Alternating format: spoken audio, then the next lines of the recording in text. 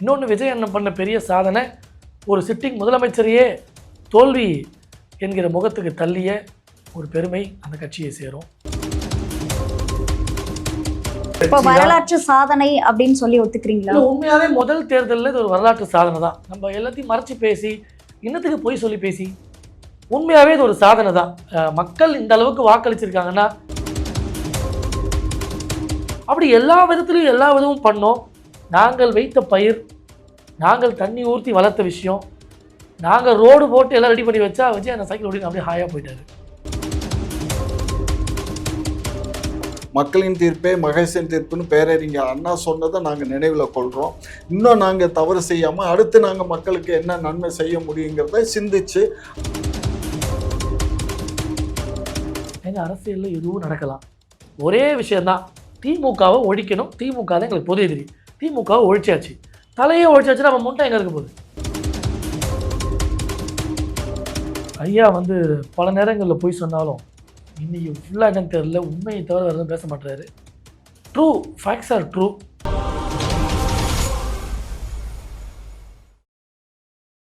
குக்கு செய்தி நேயர்களுக்கு வணக்கம். நான் உங்க தீபிகா. இன்று நிகழ்ச்சியின் சிறப்பு விருந்தினர்கள் முனைவர் காமாட்சி நாயுடு அவர்கள் மற்றும் பாஜகவின் விளையாட்டுத்துறை மாநில பொறுப்பாளர் ஹரிஹரன் அவர்கள். இருவருக்கும் வணக்கம் சார். வணக்கம். வணக்கம் சார். இப்போ தமிழக வெற்றி கழகம் தான் ஆட்சி அமைக்க போறாங்க அப்படின்றது உறுதி ஆயிருச்சு.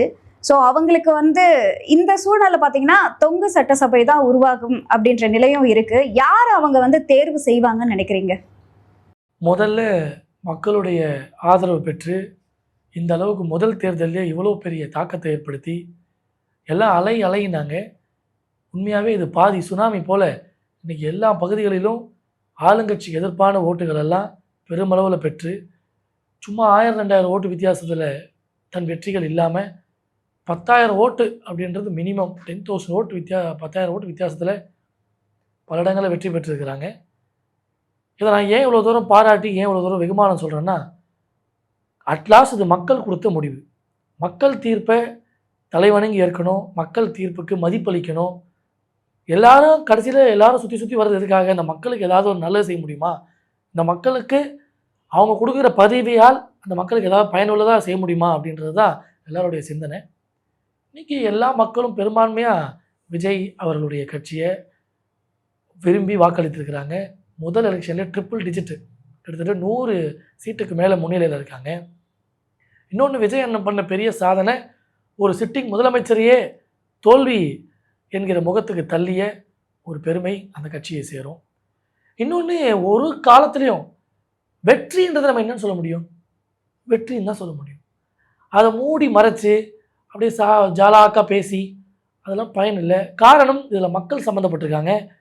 வீதி வீதியாக மக்கள் எல்லாம் நின்று ஓட்டு போட்டுருக்காங்க. இந்த சப்போர்ட்டுக்கு காரணம் ஆட்சி மாற்றம் தேவைன்னு நினைக்கிறாங்க மக்கள். அதற்கான பெரும்பாலும் மக்களுக்கு பார்த்தீங்கன்னா 2 கட்சியும் வேண்டாம், புதுசாக ஒருத்தவங்க வரணுன்றது ஒரு விருப்பம் இருக்குது.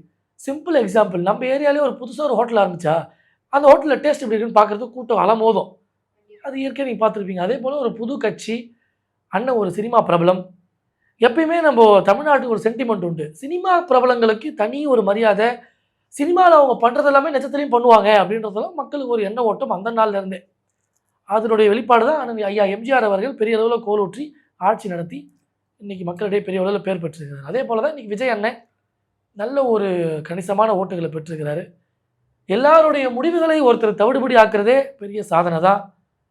வரலாற்று சாதனை அப்படின்னு சொல்லி ஒத்துக்கிறீங்களா? உண்மையாவே முதல் தேர்தலில் இது ஒரு வரலாற்று சாதனை தான். நம்ம எல்லாத்தையும் மறைச்சு பேசி இன்னத்துக்கு போய் சொல்லி பேசி உண்மையாகவே இது ஒரு சாதனை தான்.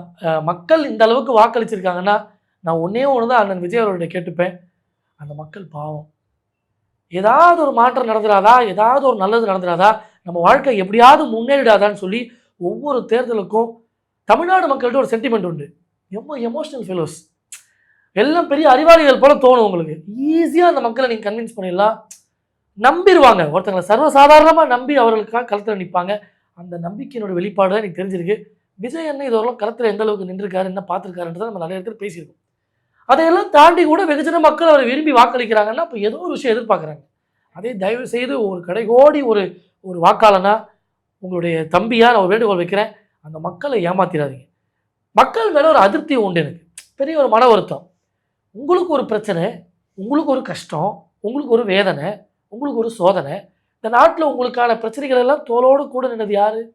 நாங்க. உங்கள் கஷ்டத்தப்ப குரல் கொடுத்தது யாரு? நாங்க. உங்களுக்கு பல்வேறு பிரச்சனைகள் இந்த ஆளுங்கட்சியால் நடந்தது. அப்பெல்லாம் வந்து உங்களுக்கு கவசம் போல நின்னது யாரு? நாங்க. 5 வருஷமா ஒரு எதிர்க்கட்சியா இருந்து திமுக காரங்க சட்டையெல்லாம் பிடிக்கல நாங்க. அப்படி எல்லா விதத்திலும் எல்லா விதமும் பண்ணோம். நாங்கள் வைத்த பயிர், நாங்கள் தண்ணி ஊற்றி வளர்த்த விஷயம், நாங்கள் ரோடு போட்டு எல்லாம் ரெடி பண்ணி வச்சா விஜய் அந்த சைக்கிள் ஓடி அப்படியே ஹாயா போயிட்டாரு. ஒரு பக்கம் மக்களுடைய உங்களுக்கே இவ்வளவு அதிருப்தி இருக்குன்னா நான் முடிச்சிடுமா, ஒரு பக்கம் மக்களுடைய தீர்ப்பை நான் கொச்சப்படுத்த விரும்பல, அதை நான் தலைவணங்கி ஏற்கிறேன். அதுதான் இறுதி. நம்ம 1000 பேசிட்டு போகலாம். மக்கள் எஜமானர்கள் அவங்க என்ன சொல்றாங்களோ அதை தலைவணங்கி ஏற்றுட்டு போகிறது தான் ஒரு அரசியல் கட்சியோட இது. இதே மக்கள் எங்களை வாக்களித்து வெற்றி பெற்று தானே பேசியிருப்பேன். அந்த பாங்கு மாறக்கூடாது. வெற்றி பெற்றுட்டா அவங்கள தூக்கி வச்சு பேசுவதும், தோத்துட்டா அவங்கள திட்டுறது நம்ம வேலை கிடையாது.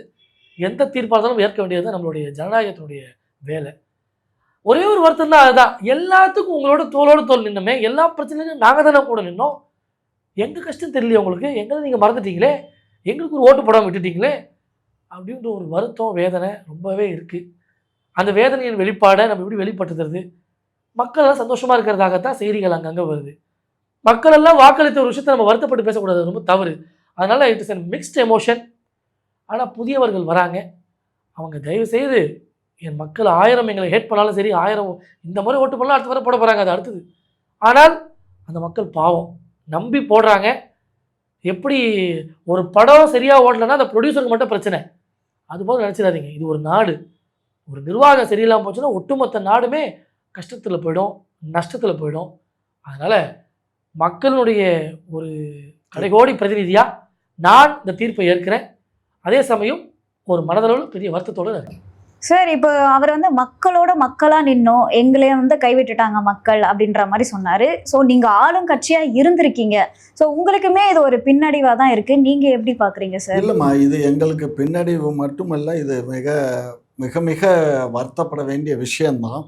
நாங்கள் மக்களுக்கு வந்து நாங்கள் அதிகமான சேவைகள் செய்திருக்கோம். மற்ற மாநிலங்களில் அந்தந்த கட்சிகள் செய்யாததை காட்டிலும் நாங்கள் இந்த ஆட்சியில் இந்த 5 ஆண்டு காலத்தில் வந்து கொரோனா ஏற்கனவே இருக்கும்போது தான் நாங்கள் பொறுப்பேற்றுக்கிட்டோம். அதுக்கப்புறம் கொரோனா முடிஞ்சதுக்கப்புறம் 2002 ஜூலைக்கு அப்புறம் தான் நாங்கள் ஆட்சியே முழுமையாக செய்ய ஆரம்பித்தோம். கடந்த ஒரு 2-3 ஆண்டு காலத்தில் வந்து பம்பரமாக சுழன்று நீங்கள் நமக்கு வந்து நீங்கள் கொஞ்சம் வெளி மாவட்டங்களோ அங்கே ஈவன் வடசென்னைக்கு போய் பார்த்தீங்கன்னா கூட வடசென்னை வந்து இன்றைக்கி பூங்கா நகராக மாற்றிருக்கோம். வடசென்னையை சுவிட்சர்லாந்துக்கு ஈக்குவலாக நீங்கள் பண்ணி வச்சுருக்கோம். வடசென்னை எவ்வளோ மோசமாக இருந்ததோ அதை பூரா இன்றைக்கி அவ்வளோ பிரமாண்டமாக பண்ணியிருக்கோம். அதுக்காவது மக்கள் எங்களுக்கு வாக்களிச்சிருக்கலாம். 2வது குளத்தூர் தொகுதியில் வந்து எத்தனையோ காரியங்களை அவர் முதலமைச்சர் ஏற்கனவே 2 முறை அங்கே உறுப்பினராக இருந்து தேர்ந்தெடுக்கப்பட்டதுனால அவரும் அந்த தொகுதியில் அதிகமாக செஞ்சுருக்காரு. இருந்தாலும் பரவாயில்ல, மக்களுடைய தீர்ப்பை நாங்களும் மனவுந்து ஏற்றுக்கிறோம். அவர் இதுவரை பேசுனது நான் ரொம்ப நன்றி. அவரும் அதாவது பட்டும் படாமல் தான் பேசினார், தொட்டும் தொடாமல் தான் பேசினார். நான் அப்படி பேச இயலாது. ஏன்னா நாங்கள் ஆளுங்கட்சியில் இருந்து எங்களுக்கு வருத்தம் இருக்குது, மக்கள் வாக்களிக்கலையேங்கிற வருத்தம் இருக்குது. இருந்தாலும் நாங்கள் வந்து வெற்றி தோல்வியை நாங்கள் சந்தோஷமாக ஏற்றுக்கிறோம். மக்களின் தீர்ப்பே மகேசன் தீர்ப்புன்னு பேரறிஞர் அண்ணா சொன்னதை நாங்கள் நினைவில் கொள்கிறோம். இன்னும் நாங்கள் தவறு செய்யாமல் அடுத்து நாங்கள் மக்களுக்கு என்ன நன்மை செய்ய முடியுங்கிறத சிந்தித்து அடுத்து வரக்கூடிய தேர்தலில் நாங்கள் போட்டி போட்டு ஜெயிக்கிறதுக்கு உரிய வேலைகளை நாங்கள் பார்ப்போம். அதே வேளையில் வந்து திரு விஜய் அவர்கள் வெற்றி பெற்றது அவருக்கு ஏற்கனவே நான் வாழ்த்து சொல்லிட்டேன். திரும்பவும் இன்னும் இப்போ இந்த ஊடகத்தின் மூலமாகவும் நான் வாழ்த்துக்களை சொல்கிறேன். அவர் வந்து வெற்றி பெற்றது மட்டும் இல்லாமல் காஞ்சிபுரம் கூட்டத்தில் அவர் பேசினார் பாருங்க, மக்களுக்கு வந்து ஒரு வீடு, ஒரு காரு, ஒரு பைக்கு இதெல்லாம் ஏற்பாடு பண்ணுவேன் அப்படின்னு சொன்னார். அதை இந்த தேர்தல் முடிஞ்சதுக்கப்புறம் உடனடியாக இல்லைனாலும் கூட 1 ஆண்டு 2 ஆண்டு காலத்துக்குள்ளே அது எல்லா மக்களுக்கும்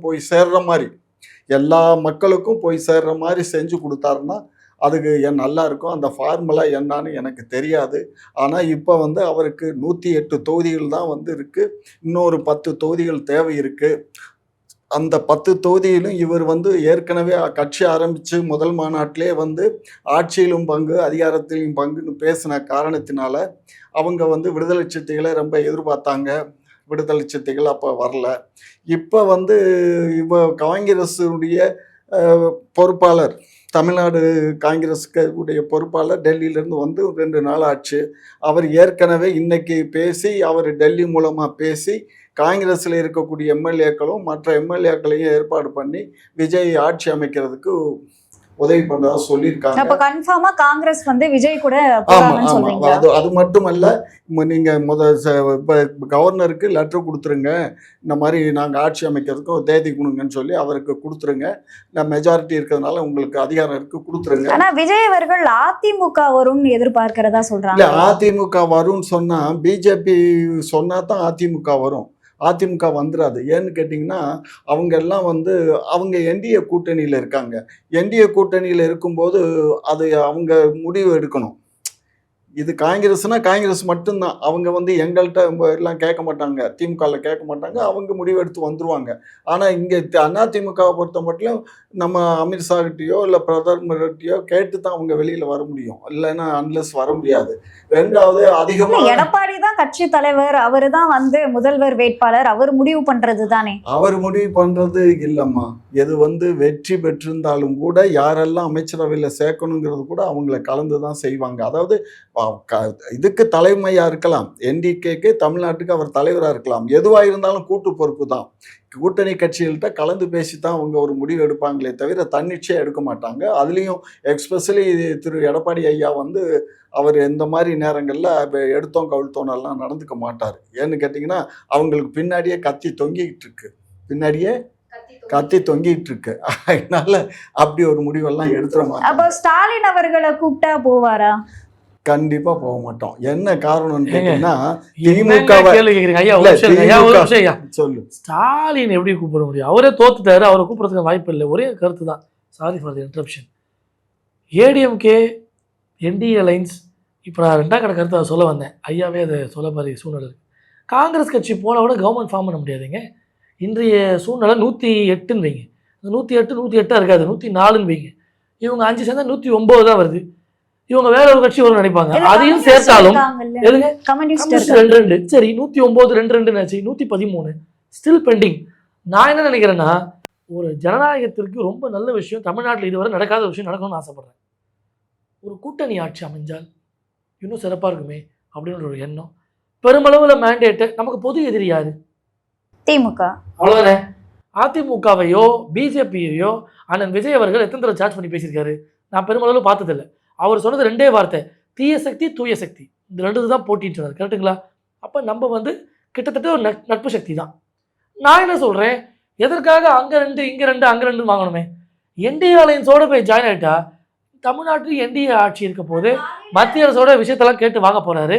அவர் தான் பெரும்பான்மை சட்டமன்ற. காலையில அந்த பொன்னையா அவர்கள் வந்து நாங்க விஜய்க்கு எப்போதுமே சப்போர்ட் பண்ண மாட்டோம் அப்படின்னு சொன்னாரே. எங்க அரசியல்ல எதுவும் நடக்கலாம், ஒரே விஷயம்தான், திமுகவை ஒழிக்கணும். திமுக தான் எங்களுக்கு பொது எதிரி. திமுகவை ஒழிச்சாச்சு, தலையை ஒழிச்சாச்சு, நம்ம முட்டை எங்க இருக்க போகுது? இன்னைக்கு ஸ்டாலினையே தோத்துட்டாரு, உதயநிதியை தப்பி தவறி ஜெயிச்சிருக்கிறாரு. சென்னை ஃபுல்லாக வாஷ் அவுட். நான் வந்து 10,000 வாக்கு உதயநிதி ஜெயிச்சிருக்காரு. இல்ல, அவர் ஜெயிச்சிருக்கிறாரு. காலையில எவ்வளவு தடுமாறுறாருன்னு பார்த்துருப்பீங்க. 10,000 வாக்கு. நம்மளது ஒரே விஷயம் தாங்க, பொது எதிரியை வீழ்த்தி விட்டோம். நாம் ஒன்று கூடினால்தான் நல்ல ஆட்சியை தமிழ்நாட்டுக்கு தர முடியும். இன்னொன்று, சுயநலம் கலந்த பொதுநலம் தான் நான் பேசுறது. நீங்கள் நினைக்கலாம், என்னடா நீ ஜெயிக்காததுக்கு இன்னொரு ஆளை சேர்க்குறீங்க, அப்படி கிடையாது. ஒரு ஜனநாயகத்திற்கு கூட்டணி ஆட்சின்னு ஒன்று இருந்தால் இன்னும் சூப்பராக இருக்கும். இப்போ விஜயனே தனி மெஜாரிட்டி முதல் எலெக்ஷன் வந்திருந்தாருன்னா நல்ல விஷயம் தான்.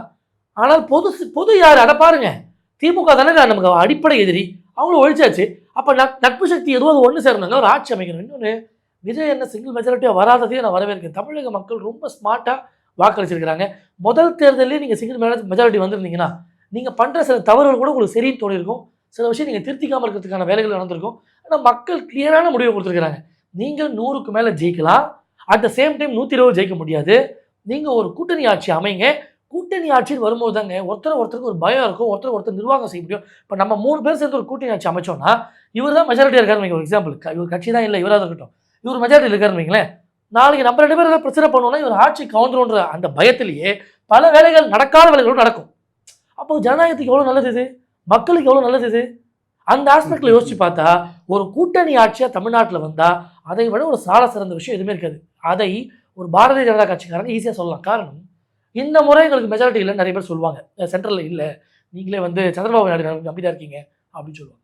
போன முறை நாங்கள் மெஜாரிட்டி, ஆனாலும் கூட்டணி கட்சிகளுக்கு மந்திரி சபையில் இடம் கொடுத்தோம். காரணம், இந்த கூட்டணி மாண்பை, கூட்டணி கட்சிகள்லாம் சேர்ந்து தானே ஒரு கவர்மெண்ட்டை ஃபார்ம் பண்ணுன்றதுல எப்பவுமே நாங்கள் வந்து சரி, அதில் ஒரு முடிவோடு இருக்கும். அந்த வெளிப்பாடுபடி தாவேகா இங்கே என்டிஏ கூட்டணியோட இணையணும், ஒரு கூட்டணி ஆட்சி அமையணும், அப்போதான் ஜனநாயகம் வெல்லும் அப்படின்றது என்னுடைய பார்வை. சார் இதை பத்தி நீங்க என்ன சார் நினைக்கிறீங்க? அதாவது என்டிஏ கூட்டணியினுடைய டெல்லி தலைமை தமிழ்நாட்டில் எந்த தொகுதியிலும் வெற்றி பெறல இல்லையா? தமிழ்நாட்டில் போய் ஒரு தொகுதியில் போய் ஜெயிச்சிருக்காங்களா? 2 இவர் சொல்ற அவருடைய கூற்றுப்படியே இவங்க வந்து என்டிஏ கூட்டணிக்கு போனாங்கன்னு வச்சுக்கோங்க. அப்ப முதலமைச்சர் கேண்டிடேட் யாரு? விஜய் அவர்கள் தான். விஜய் அவர்கள் தான் இருக்கணும். அப்ப வாட்ட போட்டு எடப்பாடி பழனிசாமி அதை நாங்கள் பார்த்துக்கிறோம் சார். அது நாங்கள் பார்த்துக்கிறோம். துணை அதெல்லாம் அப்படி முதல்வர் இல்ல இல்ல இல்ல இல்ல துணை முதல்வரா ஆகலாம். இதைத்தான் நான் ஆரம்பத்திலேயே அப்ப என்ன சொன்னாங்க, அவர் முதலமைச்சர், இவரை துணை முதலமைச்சரா வாங்க, நம்ம கூட்டணியை போடுவோம், உங்களுக்கு 70 தொகுதி தருவோம்னு ஏற்கனவே அதிமுக கூப்பிட்டுச்சு. அப்பவே இவர் தம்பி வந்து மறுத்துட்டாரு. சரிங்களா? இப்ப போய் மறுபடியும் இவர் சிஎம், அவர் வந்து துணை சிஎம்னு சொன்னா அவர் ஏத்துக்க மாட்டாரு. ஏமா அவங்க வெளியில இல்லம்மா, நீ அவருடைய கூற்றுப்படியே போனாலும் கூட வெளியிலிருந்து ஆதரவு கொடுங்க, இல்லை அமைச்சர்கள் நாங்கள் கொடுக்குறோம், நீங்கள் எத்தனை எம்எல்ஏ இருக்கோ உங்கள் இதுக்கு தகுந்த மாதிரி 10:2ங்கிற மாதிரி கூட உங்களுக்கு 4, 5, 6 கூட மந்திரி தர்றோம் அப்படின்னு வேணால் பண்ணுவாங்களே தவிர மற்றபடி வந்து அந்த இதுக்கு போக முடியாது, அந்த கேட்டகரிக்கு போக முடியாது. ஏன்னா அப்படி போனாக்கா அதில் நிறைய சிக்கல் இருக்குது. ஏன்னா ஒரு கட்சியில் இருக்கும்போதே இவர் சிஎம்மாவும் டெப்டி சிஎம்மாவும் ஓபிஎஸ் இருக்கும்போதே நிறைய பிரச்சனைகளை அவங்க சந்திச்சாங்க. அதனால அது ரொம்ப ஆகாது, புரியுதுங்களா? ஆகையினால இவங்க ஆதரவு கொடுக்கணும், எப்படியாவது உள்ள நுழையணும், எப்படியாவது பிஜேபியை நிலைநிறுத்தணும். தமிழ்நாட்டில் ஏற்கனவே மும்பையை பிடிச்சாச்சு, டெல்லியை பிடிச்சாச்சு, ஊபியை பிடிச்சாச்சு, ராஜஸ்தான் பிடிச்சாச்சு, மத்திய பிரதேஷ் பிடிச்சாச்சு, இப்போ ஹரியானா பிடிச்சாச்சு, இதை பிடிச்சாச்சு, மேற்கு வங்கத்தை பிடிச்சாச்சு, எல்லாத்தையும் பிடிச்சாச்சு. இப்போ தமிழ்நாடு தான் இருக்குது, கேரளா இருக்குது, இந்த பக்கம் கர்நாடகா இருக்குது, இந்த பக்கம் ஆந்திராவில் ஒரு பார்ட் ஆஃப் ஆந்திராவை பிடிச்சாச்சு, இன்னொரு பார்ட் ஆஃப் ஆந்திரா தான் இருக்குது. இதையும் பிடிச்சாச்சுன்னா ஒட்டு மொத்தமாக அந்த ஆர்எஸ்எஸ்னுடைய அஜெண்டா நிறைவேறிடும். இதுதான் உங்களுடைய கொள்கை. விஜய் ஒத்துக்கொள்ளாமல் காங்கிரஸ் தான் கூப்பிடுவாருன்னு சொல்றீங்களா? அது நான் சொல்ல முடியாது ரக்கண்ணு. ஏன்னு கேட்டீங்கன்னா அது வந்து அவங்களுடைய இது முயற்சி அவங்க பண்ணிக்கிட்டு இருக்காங்க. இவர் சொல்லும்போது நான் அந்த ஆக்ஸ்பர்ட்ஸ்ல நினைச்சு பார்க்கவே இல்லை. இப்ப இது சொல்றதும் சாத்தியமா தான் தெரியுது. அப்படி இருக்கும் பட்சத்துல ஆனா இவர் சொன்னதுல ஒண்ணு நான் ஏத்துக்கிறேன்டா, கூட்டணி ஆட்சி அமையும் பட்சத்துல மக்களுக்கு நல்ல முறையில் சேவைகள் செய்யப்படும், அதில் ஒன்றும் மாற்று கருத்து இல்லை. ஆனால் இவங்க எல்லாமே புதுசாக வருவாங்க, இவங்க எல்லாம் பலந்துன்னு கொட்டப்பட்டாலும் வருவாங்க, சீனியர்ஸாக இருப்பாங்க. அப்போ என்ன ஆகும்னா, டேய் நான் திருடுனேன் நீ மட்டும் திருடாமல் இருந்தா எப்படிடா நீ திருடான்னு சொல்லி திருட கற்றுக் கொடுத்துருவானுங்க. புரியுதா? இதுதான் வழக்கம். தவறான வழியை காட்டிடுவாங்க, உறுதியா காட்டுவாங்க. அதுல ஒன்றும் மாற்று கருத்தை வேண்டாம். ஏன்னா இந்த தேர்தலுக்கு நமக்கு பணம் இன்னைக்கு வேணா வரலாம், நாளைக்கு நாடாளுமன்ற தேர்தலுக்கு உள்ளாட்சி தேர்தல்லாம் இருக்கு. இதுவரை பணம் செலவு பண்ணாம ஜெயிச்சு வந்தாங்க அப்படின்னு நம்ம நினைச்சிட்டு இருக்கோம். ஆனா ஆதவ் அர்ஜுன் பல லட்சம் கோடிகளை செலவு பண்ணி தான் வந்திருக்கு. புரியுதுங்களா? மக்களுக்கு பணம் கொடுக்கல, ஆனா அவங்க அந்த மக்களுக்கு அந்த மீடியா மூலியமா பரப்புரை பண்ணதே அதனுடைய எஃபெக்ட் தான் இது. புரியுதா? ஆகையினால எப்படியோ அவர் தம்பி ஜெயிச்சுட்டாரு, அவருக்கு வாழ்த்துக்கள். ஆட்சி அமையட்டும், கண்டிப்பாக ஆட்சி அமையத்தான் போகுது. இது வந்து ஒன்றும் தொங்கு இதெல்லாம் வராது. அப்படி வந்தாக்கா அதுக்கு இவங்க ஆதரவு கொடுப்பாங்க, இல்லைன்னா காங்கிரஸ் ஆதரவு கொடுக்கும். எப்படியும் அவர் முதலமைச்சராக ஆயிடுவார். சரிங்களா சார்? இதை பற்றி நீங்கள் என்ன சார் நினைக்கிறீங்க? ஐயா வந்து பல நேரங்களில் போய் சொன்னாலும் இன்னைக்கு ஃபுல்லாக என்னன்னு தெரியல, உண்மையை தவிர வேறு எதுவும் பேச மாட்டாரு. True facts are true. அதற்கு காரணம் திமுக தோல்வின்னு எடுத்துக்கலாமா? இல்லைங்க, அவங்க இன்னைக்கு சரியான அடி. அதாவது பாதாளம் கேள்விப்பட்டிருப்பீங்க, அதெல்லாம் பாதாளத்துக்கு போன சூழ்நிலை. ஒரு முதலமைச்சர் தோத்துட்டாருன்னா அப்போ கட்சி இல்லைங்க. அந்த கட்சியோட தலைவர் தோத்தாச்சு, கட்சியோட பொதுச்செயலாளர் தோத்தாச்சு, கட்சியோட இளைஞர் செயலாளர் தப்பி தடுமாறி ஜெயிக்கிறாரு. அந்த அமைச்சர்கள் 33 அமைச்சர்கள் கிட்டத்தட்ட 20 அமைச்சர்கள் தோற்கிறாங்க. ஒரு 10-12 அமைச்சர் தான் ஜெயிக்கிறாங்க. அதுவும் வித்தியாசம் பார்த்தீங்கன்னா 2000 வித்தியாசத்தில். இதே அமைச்சர்கள் பெரிய அளவில் கோலோற்றி நின்ற காலங்களெல்லாம் போன தேர்தலில் உண்டு. ஆனால் இன்று அமைச்சர்கள் எல்லாமே பரிதாபமாக இருக்குது. அவங்க கூட்டணி கட்சி தலைவர்லாம் பாவங்க. உண்மையாவே விடுதலை சக்தி ஒரு இடத்துல ஜெயிக்கல போல. தம்பி நீங்க ஒண்ணு மறந்துட்டு பேசுறீங்க. அதே போல நாங்க இப்ப எதிர்கட்சியாவும் வந்திருக்கோம். இல்ல ஒரு நிமிஷம் இருங்க, எதிர்கட்சி வருஷம் நல்ல விஷயம். நீங்க எதிர்கட்சி, ஆமா, யாரும் இல்லைன்னா அப்புறம் என்ன நாங்க என்ன இங்க பாரு, நாங்க ஏங்க யாரு தப்பா பேசாதீங்க, இருங்க. மணி ஆகல சட்டமன்றத்துல இங்க பாருங்க, சார், இருங்க சார். சட்டமன்றத்துல சார், இருங்க. அதிகாரப்பூர்வமான எதிர்க்கட்சிக்கு இருங்க வந்துட்டோம். சார், நீங்க எதிர்கட்சி நீங்க ஆமா, இருந்துட்டு போங்க. இன்னும் மணி ஆகல, மணி இப்பதான் 6:30 ஆகுது. நாங்க ஆளுங்கட்சியினுடைய கூட்டணி ஆட்சி உறுப்பினருங்க. இவங்களுக்கு எங்களுக்கு வித்தியாசம் இல்லையா? இவங்க எதிர்கட்சி கூட்டணி அமையலாம்னு சொல்லியிருக்கேன்லங்க. அதுக்கு நேரம் இருக்குங்க, கொஞ்சம் டைம் கொடுங்க. கூட்டணி அமைங்க. கூட்டணி அமைச்சு கூட்டணி ஆட்சி ஆயிடுச்சுன்னா நாங்க ஆளுங்கட்சி தானங்க திருப்பிவோம். எப்படி பத்தியா, கீழே விழுந்தாலும் மீசையில மண்ணு ஒட்டல கதை. பாவிகளா, அதனால இல்ல இல்ல நீங்க இப்படியே ஆட்ட அதனால கடிச்சு, மாட்ட கடிச்சு, இல்ல ஆட்ட இல்லைங்க, கடிச்சு, மாட்ட ஒரே கடிச்சு, ஒரே கடைசியில விஷயங்க. மனுஷனை கடிச்ச பசங்க. ஒரே விஷயங்க, திமுகவுடைய தோல்விக்கு தனக்கு தானே ஆறுதல் சொல்றவங்க யாரு? திமுக காரங்க தான். தோத்தாச்சு, அடி உதவி வாங்கியாச்சு, எங்கேயுமே தலை காட்ட முடியாத சூழ்நிலை ஆயாச்சு. இருந்தாலும் தனக்கு தானே ஆறுதல் சொல்லிக்கக்கூடிய ஒரு தற்பெருமை கூட்டம் இன்னும் கூட அடங்க மாட்டேங்குது. இன்னும் கூட திமிரும் மமதையும் அடங்காத சூழ்நிலை. எல்லா இடங்களையும் நான் போகிற இடத்துலலாம் பார்க்குற இன்டர்வியூவில் எங்கே போனாலும் நாங்கள் அப்படி பண்ணுவோம் இப்படி பண்ணுவோம், அதெல்லாம் பண்ணி கூட தோத்தோம். இதெல்லாம் பார்க்குற மக்கள் சிரிக்கிறாங்க. எல்லா இடங்களையும் வாக்குச்சாவடியில் ஒரு ஒரு இடத்துலையும் உங்களை வழி பண்ணியிருக்காங்க, தெரியுதா இல்லையா? எல்லா இடங்களையும் 3வது இடம். தாவேக்கா 2வது இடத்துக்கு வந்துருச்சு, இன்னைக்கு நீங்கள் 3வது இடத்துல இருக்கிறீங்க. இது ஒரு பொழப்பா? இன்னொன்று, அதிமுக ஏன் ஜெயிக்கலை, அதிமுகக்கு ஏன் இவ்வளோ பின்னடைவு? எங்களுக்கு பெரிய ஒரு பிரபல முகம்லாம் இல்லையேங்க, ஒரு பெரிய கவர்ச்சி இல்லை, பிரபல முகம் இல்லை. சாதாரண ஒரு விவசாயி, சாதாரண நம்மள மாதிரி ஒருத்தர் கிளைச்சலர் இருந்து முதலமைச்சராக வந்தார். அவர் மீண்டும் போய் கேட்குறாரு, மக்கள் இந்த அளவு ஆதரவு கொடுத்துருக்குறாங்க. இதுவே பெரிய விஷயம். பெரிய குடும்பமாச்சே, நீங்கள் தான் பெரிய கோல்டன் ஸ்பூன் ஆச்சே. உங்கள் தாத்தா, அதாவது அவங்க அப்பாவே 5 முறை முதலமைச்சர் வந்துடுவாச்சே. நீங்கள் தான் 7 முறை ஆட்சி பண்ணுவாச்சே. பெரிய பாரம்பரிய உள்ள கட்சியாச்சே. அங்கே அப்படிலாம் இல்லைங்க. இங்கே எல்லாமே பேக்கேஜுங்க. தாத்தா இருந்தார், ஸ்டாலின் ஐயா என்னதான் பணிகளை செய்து 50 ஆண்டு 70 வயசில் சீஃப் மினிஸ்டர் ஆனாலும் இட் இஸ் கேக் வாக் தானேங்க. அப்பா முதலமைச்சராக பையன் கட்சியிலே ட்ராவல் பண்ணார், பெரிய விஷயம் இல்லையே. அதே போல தான் உதயநிதி அவர்களும், அவங்க அப்பா முதலமைச்சர், பையன் ட்ராவல் பண்ணுறது பெரிய விஷயம் இல்லையே. ஆனால் இதே ஒரு அதிமுகவுடைய முதலமைச்சர் வேட்பாளர் சாதாரண ரோட்டில் நின்று டெம்போ டிராவலரில் மற்ற தலைவர்கள் பேசும்போது கீழே நின்று வேடிக்கை பார்த்தவர் இன்னைக்கு உச்சபட்ச பதவி வந்திருக்கிறாரு. கஷ்டம் தாங்க. அதாவது சாமானிய வெற்றி பெறுவது சகஜம் இல்லைங்க. டயர் நக்கின்னு சொல்லுவாங்க இல்லைங்க, நீங்க முன்னாள் முதலமைச்சர் இல்லைங்க, ஒரு சாமானியர் வெற்றி பெறுவது இந்த நாட்டில் இன்று கொஞ்சம் கடினம் தான். இன்னைக்கு ஒரு திரைப்பிரபலத்தோடு ஒருத்தர் வந்து இறங்குறாரு, தமிழ்நாட்டிலே ஒரு பூகம்பம் மாதிரி ஆயிடுச்சு. இதோ இவ்வளோ பாரம்பரியம் வச்சுக்கிட்டு பலாயிரம் கோடி வீட்டில் வச்சுருக்கவங்களே தோர்த்து மண்ணை கவி நிற்கிறாங்க. அப்போ சாமானிய கூட்டம் என்ன செய்ய முடியும்? இந்த புயல் வந்துருச்சுன்னா கப்பலாக இருந்தாலும் சரி, படகாக இருந்தாலும் சரி, எல்லாத்தையும் ஒரு மறைச்சிருதே. ஆனால் அதுலேயும் பாருங்கள், வெகுஜன மக்கள் தேடுறாங்க. அந்த பாதுகாக்கப்பட்ட வேளாண் மண்டபம் மாற்றி யார்? எடப்பாடி அண்ணா, அவர் ஓட்டை போடு.